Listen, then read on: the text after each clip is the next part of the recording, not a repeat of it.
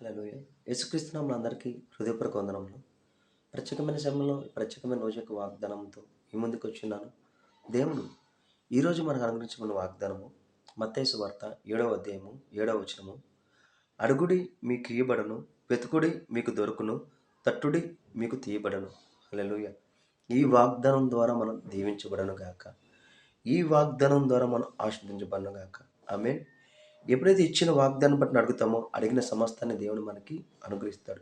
ఇచ్చిన వాగ్దానం ఏంటండి? అడుగుడి మీకు ఇవ్వబడును, వెతుకుడి మీకు దొరుకును, తట్టుడి మీకు తీయబడును.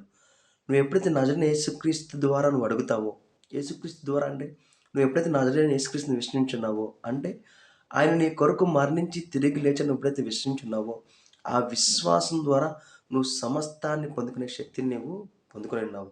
ఎందుకంటే సమస్తాన్ని జయించిన వాడు నజరైన యేసుక్రీస్తు. నువ్వు ఎప్పుడైతే నజరైన యేసుక్రీస్తుని విశ్వసించున్నావో ఆ సమస్తాన్ని జయించిన అనుభవాన్ని నువ్వు పొందుకుని ఉన్నావు. ఎందుకంటే ఆ సమస్తాన్ని జయించిన వాడు నీలోనే ఉన్నాడు. క్రీస్తుని ధరించుకున్నావు. విశ్వాసం ద్వారా నువ్వు క్రీస్తుని ధరించుకున్నావు. కాబట్టి నీలో ఉన్నవాడు లోకంలో ఉన్నవాని కంటే గొప్పవాడు. సమస్తాన్ని జయించిన వాడు నజరైన యేసుక్రీస్తు.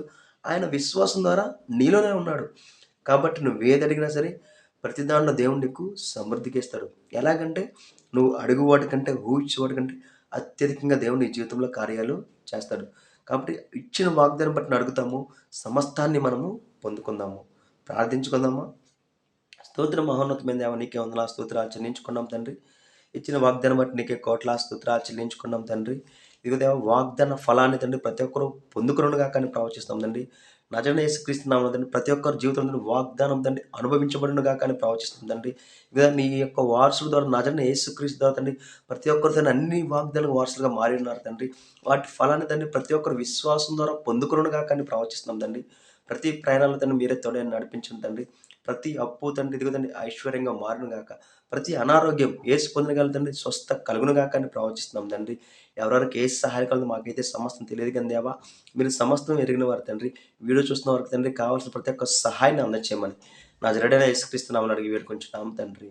ఆమేన్. అందరికీ హృదయపూర్వక వందనములు.